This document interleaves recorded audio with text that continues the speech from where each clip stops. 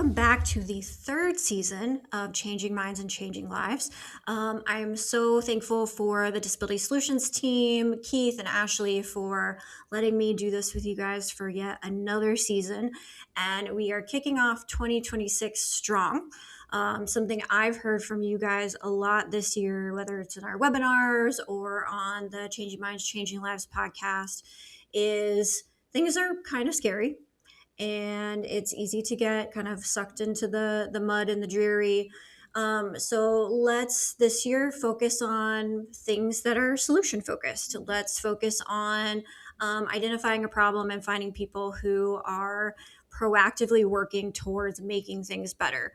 And that way we can lift ourselves up. We can really think about how do we get through this phase, but how do we get through this phase with solutions that make our community stronger and make us as individuals more integrated and more part of our communities. So that's my commitment to 2026 for you all.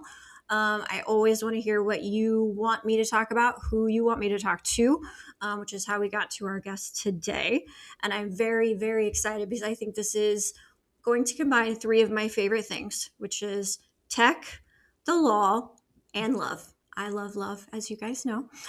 So today we are joined by sisters, Jacqueline and Alexa Child, co-founders of Dateability, the dating app built for disabled and chronically ill people that puts accessibility, safety, and dignity first. I love that.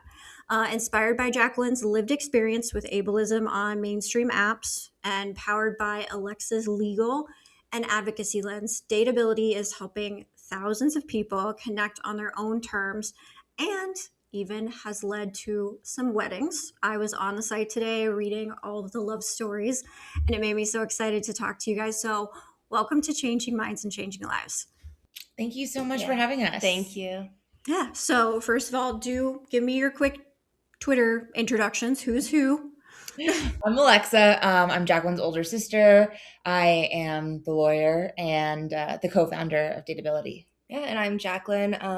I'm 32 and we're based in Colorado, and really proud to be representing disabled entrepreneurship on this show and in general. Amazing. So let's start with I'm an old married lady. I've never used a dating app, and thank the gods I don't have to. My children do, and I hear the horror stories that they go through, and I'm just happy that I'm married. So I know that dating is so incredibly hard now, and when we have a disability, whether it's visible or invisible, that adds an extra layer of complexity. So, Jacqueline, if you don't mind, kind of tell me, I guess I don't want to say the horror stories because I don't want the horror stories, but tell me, you're dating, you're active on the apps. What really made you think I need something that's different for me? Yeah, I was using the apps mostly, after graduating college and moving to Denver. And I decided to join the apps because I was spending a lot of time at home, prioritizing my health, at doctor's appointments, recovering from surgeries. And that was the most accessible way for me to meet people, just preserving my energy and really just trying to connect with people online and then eventually meeting in person.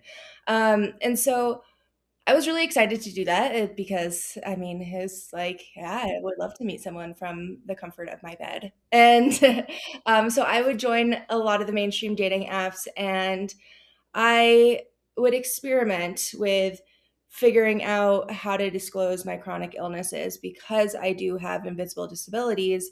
My pictures don't show anything, and I could theoretically hide something for as long as I wanted to. And that is what I thought I had to do in order to find someone, was just hide it and really just be sort of the inauthentic version of myself and not my whole self. And so, I would join these apps, I would meet these people. Sometimes I would disclose to them before the first date if I had to. And, if they suggested going hiking, I would have to tell them. Or I would lie and say, like, oh, I hate the outdoors. And then it would lead to rejection. And that happened a lot. And sometimes it was subtle rejection and just like the conversation would end. Sometimes it was really explicit and people telling me that, you know, I should never have biological children and good luck finding someone. And that, you know, dating me is a big burden. And then sometimes I would connect with people and then their friends or their families would tell them to run away as fast as they can. And so these things just kept happening over and over again. And eventually it really affects your self-esteem when you're told constantly that you're not worthy of having this relationship. And so it became really difficult to date in general. I was just like, all right, hands up. I'll meet someone if I meet someone, but I'm not going to like go through this just to get hurt and trampled on again and again. And then back in 2021, I had to get a feeding tube, and I panicked as to how that would affect my social life and especially dating. And I expressed those concerns to Alexa, and she completely understood. And we had just reiterated the fact that we wished that there was a place that I could meet people like me. And she said, let's do it. And that's exactly what we did. That's amazing. So, like, big sister to the rescue. Like, I've got an idea, I've got a problem, let's go. That's amazing. So, Alexa, tell me kind of when Jacqueline came to you and said, hey, let's figure this out. What was your first reaction? As I mentioned before, I'm an attorney, and so I'm a problem solver, and that's at least the kind of law that I practice.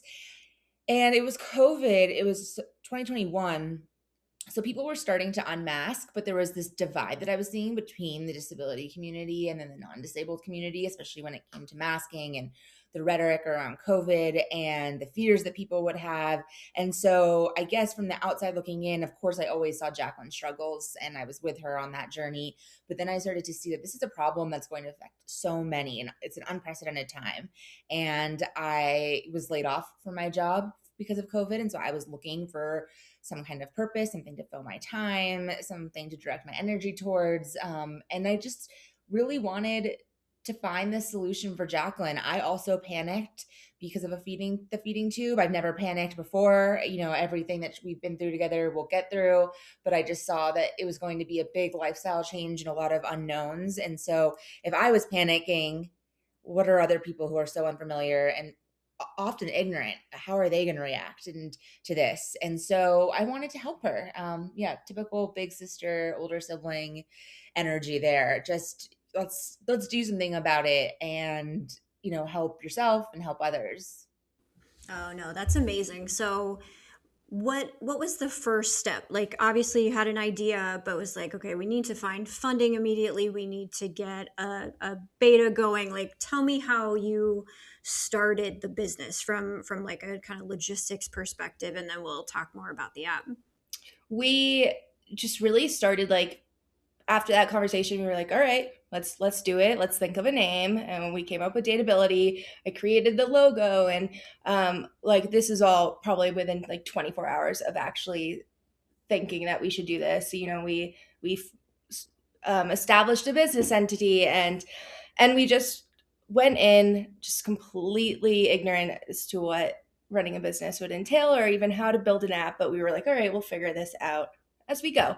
And so we the first steps were to sketch what we thought the app should look like, and we did that in just a spiral notebook from Office Depot, and we elements of other apps that we liked and removed things that we didn't like, and really just wanted to showcase what was important to us and our mission. And so we just started sketching, and then the next step was to find a developer, and we definitely made some mistakes. We didn't ask the right questions. We didn't know what questions to ask. And so we found someone on one of the freelance work websites who said that they could build it. And unfortunately they didn't. And that led to a lot of tears after realizing that it was not going to work out. And honestly, questions of whether we should even just continue this or just give up? And Alexa was like, we're not giving up. And so we found a team in Colorado who released our MVP, and we wanted to release that quickly. We're like, if we are thinking about creating a dating app for disabled people, there's someone else out there who's thinking the same thing, and we just want to release it. And so we got a really good deal on our engineers, and then released it in October of 2022, and that was our MVP. And we have had so many iterations since then. We have actually brought in an in-house tech team, and completely redid the app from the beginning version. So it's not even the same anymore. But it's just been a learning process, and something that we have really done through our instinct, which hasn't let us down. And the funding has been difficult. Explaining to people the importance of intimacy within the community, and making sure that people are comfortable having that conversation. But we've been really grateful for the angel investors who do believe in us.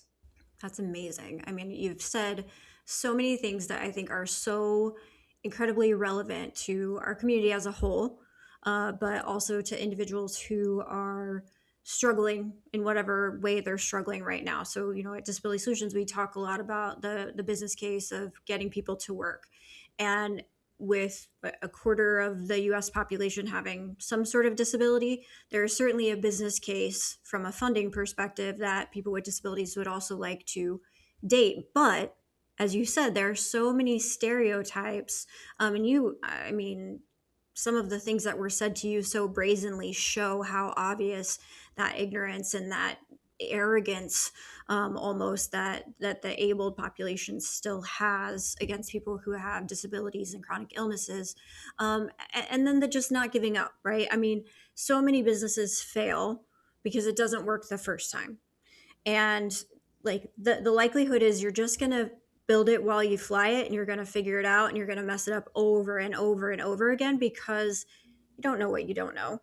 Yeah, And right. if it was easy, it would already be done, right? I mean, you have so many brilliant points. I love it. So, talk to me about that, not the app itself in terms of the tech, but what's different about it than if I go on Tinder or Grinder or whatever the other ones are.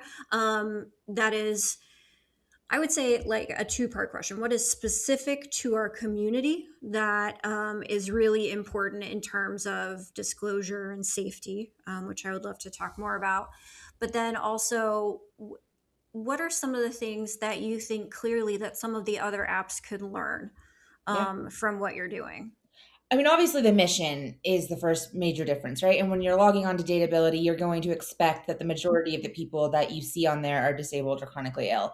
We, encourage everyone to join regardless of disability or chronic illness. I also think there's a large gray area in this community where you don't know if you belong. And so we never want to have anyone questioning that. And so we have about 7 to 10% of our user base is not disabled, but you will go on and expect the majority of the people to be disabled or chronically ill.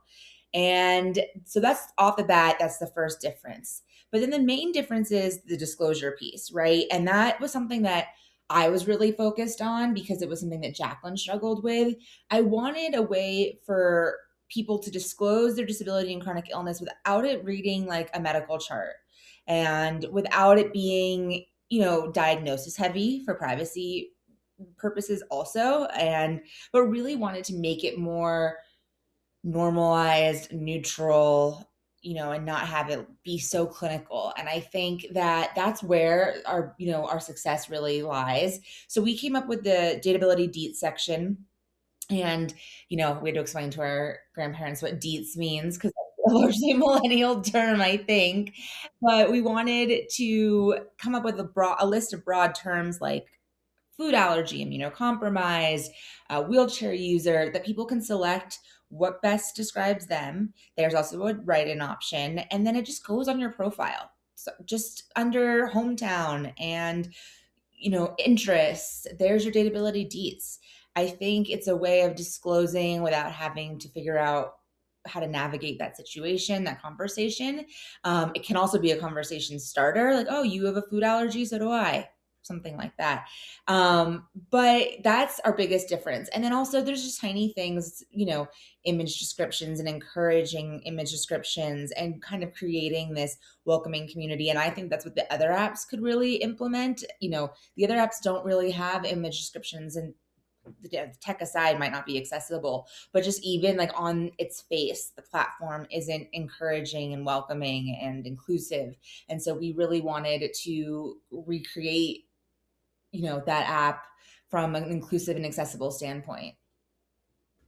Oh, that's fantastic. So we can self-disclose in a way that, and I love that. It's almost as simple as putting your pronouns on Mhm. or saying, "Hey, I'm interested in men. I'm interested in women. I'm interested in whoever." Mhm. And it does normalize. I think that is the most beautiful word to kind of describe it. And I think the internet, like social media, has done that for disability in so many unique ways that I've seen kind of blossom since about 2015, especially on some of the Twitter at the time had incredible disabled communities, and there was general disabled communities. There were blind, there were dating. I mean, you just go through it, and you could meet someone who was of interest, and you knew that you already had that thing in common. Which again, just put it in your Twitter bio. Here you guys are. Just put it in your dating bio.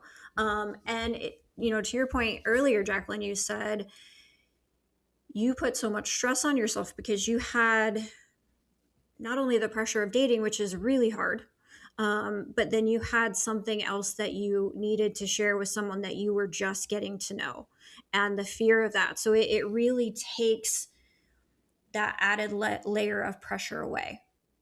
Yeah, and dating is hard for everyone, but I've also seen some people have a lot of fun with it, and it just was not fun for me. And there was just so much pressure, and it was so in my head, and I wanted it to be fun, and I wanted to have that, equitable experience that my peers were having. And I felt like a community specific dating app is the way to go. And this is not a new concept, being, trying to find connection within a community that you belong to, whether it's interest based or something inherent about you.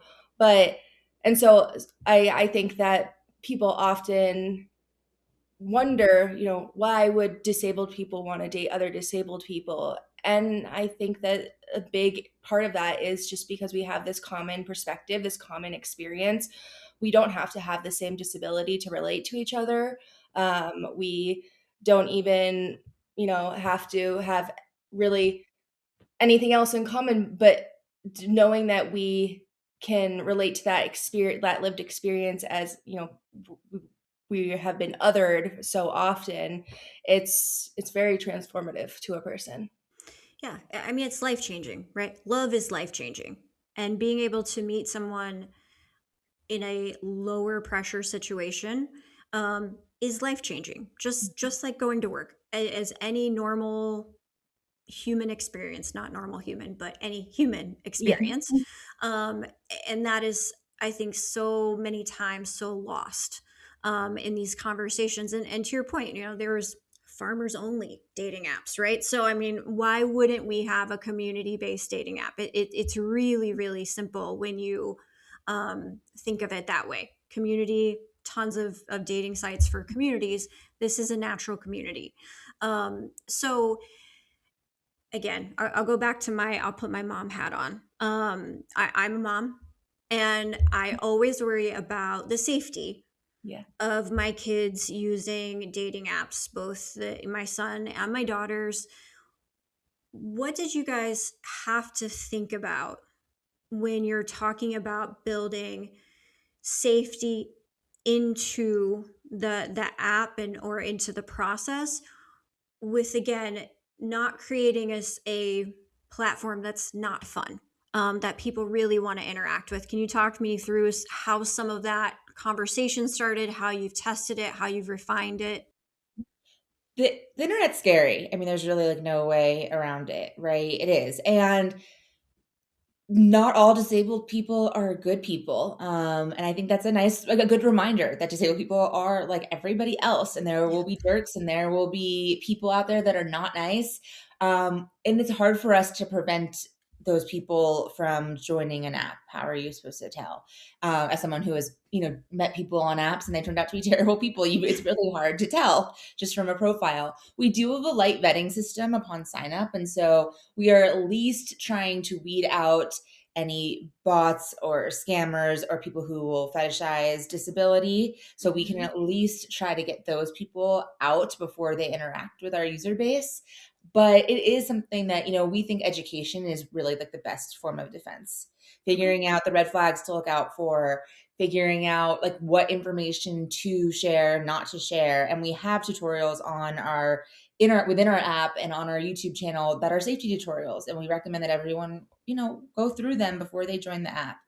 But we do try to keep our platform safe. We take reporting very seriously. And I think that's something the other apps lack is, and I know that there's a case out in Colorado right now about one of the major apps and a user repeatedly sexually assaulting women he'd meet online and the app not removing him. And we, whether you're being reported as a man or a woman, doesn't matter. We want to, believe victims and we want to believe the stories. And so we do take that very seriously. And I think that helps. Yeah, we have a very close eye on our users, and we we just really want this to be a place where people do feel safe to open up, and but also know the risks of being on the internet. And so that's hard, and there's also like a balance of maintaining people's privacy while trying to be secure. And there's some people have suggested having people upload their driver's license or their formal identification, and we see that as a privacy risk, and also not something that most people are willing to do to join an app. Yes, like it could benefit you, but there are very few people who want to upload their ID cards to an app where who knows where that info goes. And so we definitely have to find the balance between protecting our users from a safety perspective and from a privacy. And finding the balance between, letting people be themselves and safety. Some people have kinks and we don't want to shame people. And so we're trying to find the balance between that. I mean, and to your point, the driver's license, I mean, Ted Bundy was a real person and he had a driver's license. So I'm not saying we have any Ted Bundys on our platform. Just because you have a driver's license does not make you a safe or good person. And so it is hard. And that's why we think education is the best form of defense. And it's the best thing that we can do for our users is to let them know how to best protect themselves. But it is hard. And we'll often have conversations where we come across a profile that might be more sexually explicit. And is it self-expression or is it predatory? And, sometimes we'll keep an eye on those users and, we want to give people free will and the ability to express themselves. And so it is a tricky balance and one that we're always trying to adjust to and learn from. Just like you said with the business, right? We're going to make mistakes over and over again. And that definitely happens when it comes to, safety and what kind of community we're building, but we really prioritize it. And I think that is important and that's what matters and that's what differentiates us. Yeah, I think that's a really excellent point, even just beyond dating apps, but just in general, social media or social platforms that are focused on the finances, and it's a business. We need to make money, like, absolutely. But we can do that without endangering purposefully or others, and being proactive to try to mitigate as much risk as possible. And we're not responsibly seeing most social platforms, including dating apps, doing that. So I think that is a huge differentiator for you guys. So tell me, kind of, now we're to launch. You've got an MVP, you've done a rebuild, you've got some feedback from users. Tell me what taking this to actual market felt like. What was the process there? We relied on press and We were told from the beginning that when it comes to funding startups, men get the majority of the funding, women do not. But women and stories like this and stories like ours will get a lot of press. And so we decided that's our consolation prize, right? We'll have struggles with funding, but we'll be able to get press and users that way. And I think putting our faces out there in our story also gives our app legitimacy. You can say, oh yes, it was founded by Jacqueline and Alexa Child and their sisters, and they live in Colorado, instead of this like mysterious person. And I've noticed that with all the other mainstream apps, the ones that are most successful, like I know who the founder is. I can tell you like the origin story. And so we wanted to really kind of adopt that model when we launched. And the first week we launched, we were featured in Washington Post. And I think that was a really good starting place and a good jumping off Yeah, point. that's a pretty good starting place. Yeah, I was happy. Yeah, I know, I'm undermining it. Yeah, it surprised us both, and especially like we were doing all the PR by ourselves, and so I was just cold emailing journalists that I would, kind of stalk on the internet and find their emails, and then just shoot my shot, and it worked out, and it continues to work out, and I think it's just it was a good reminder that I'll learn what I'm doing like as I'm doing it, and I don't need to know everything. And you can just give it a try, and you don't know until you ask. And it's the press has been definitely a big contributing factor for our success. Yeah, it has been a game changer and we're very grateful. And, it also opened up, revealed a new skill set for Jacqueline. She's not in public relations, but we realized she actually is really good at it. So, But she is now.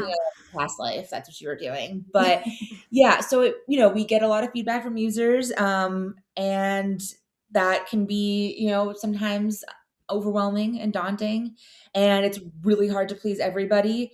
We've gotten better at accepting that fact and realizing that it's really hard to please everybody. And, sometimes certain suggestions would reduce the safety of the app. And so, we have to remember like why we created certain features and why we built the app to be the way it is, and remind ourselves of that. But it is hard. But we do appreciate that our users are really involved and they're really vocal and that we're really accessible. All the customer service emails come straight to us, better for worse. On a good day, it's okay. On a bad day, it can be daunting, but we're building this for the community. And so we want to make sure that we're doing a good job making our users happy. And, we have several success stories. More keep coming out of the woodwork every time like we reach out to somebody or somebody reaches out to us, or we get a piece of press and that inspires someone to share their story. And like you mentioned, we have our first wedding in February coming up. So Wow. it is working. The proof is in the pudding. And that's what keeps us going on the days when it's hard or overwhelming, that our users and the success stories remind us that we're onto something here. Yeah. I mean, just to me, I'm a data driven person, and I'm just thinking about what a game changer the aggregate data alone could be. And then you get the stories that like move people's hearts. I'm moving in with my boyfriend and we never would have met if it wasn't for the app. I'm getting married in February, and I found someone that I'm safe with, I'm comfortable with, that our disabilities work well together, or we complement each other in that way. And I mean, I just think it's the opportunity here is a lot like I looked at disability solutions for so long, is if that I can show you my own data about people who want to date, people who are seeking love, that are a community that you have never focused on before. How can I change a story that has been full of misinformation, full of stereotypes and gross bias, that really brings out another human element of our community. So I think that's amazing. Is there like one story that you love to tell, that you're like, this is the love story? Yeah, a few.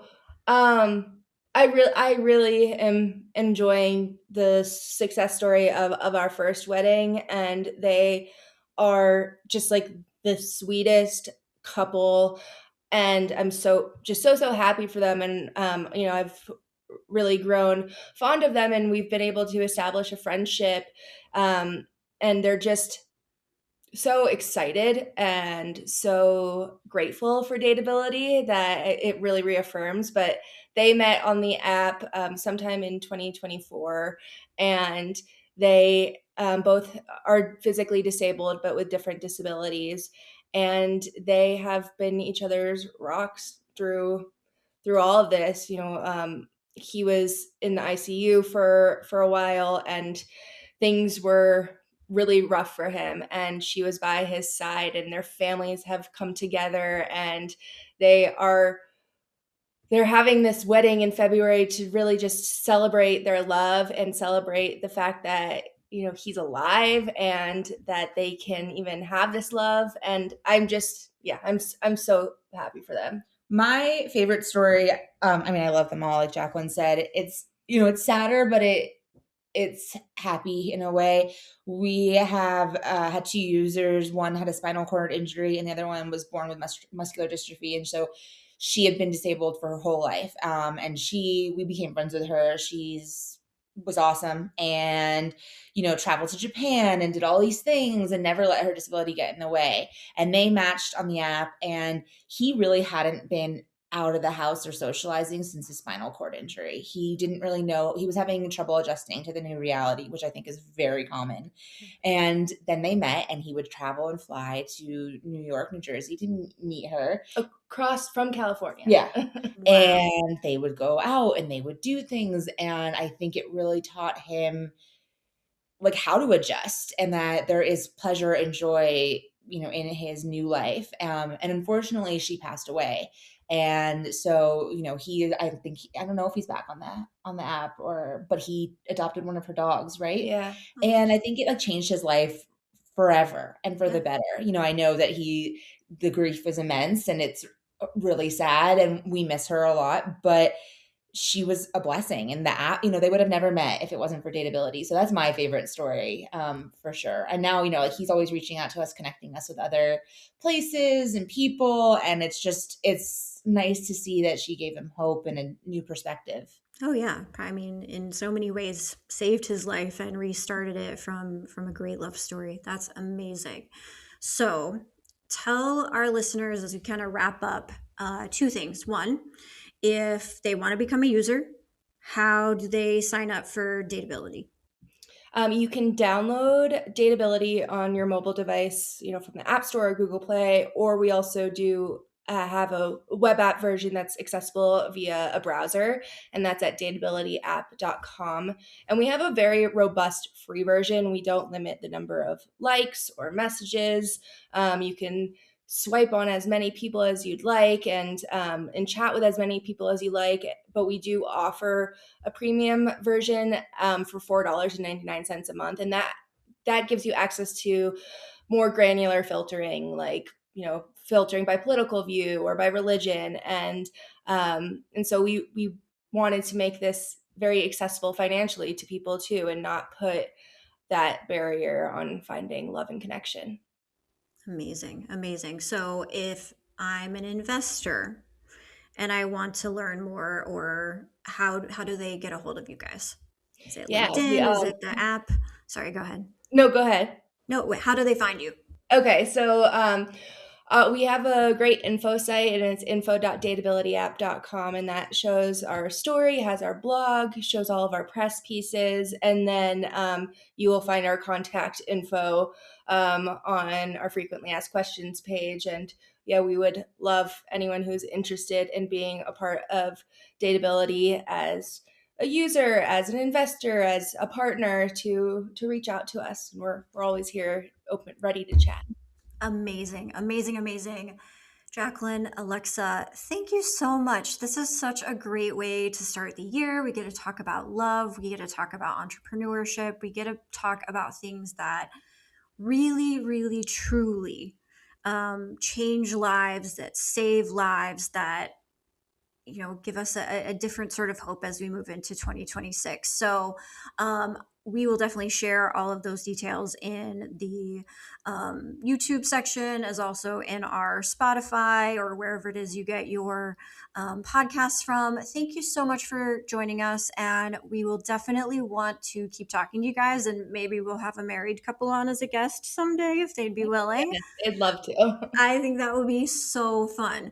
All right, you guys, have a wonderful day. Welcome to 2026 and the third season of Changing Minds, Changing Lives.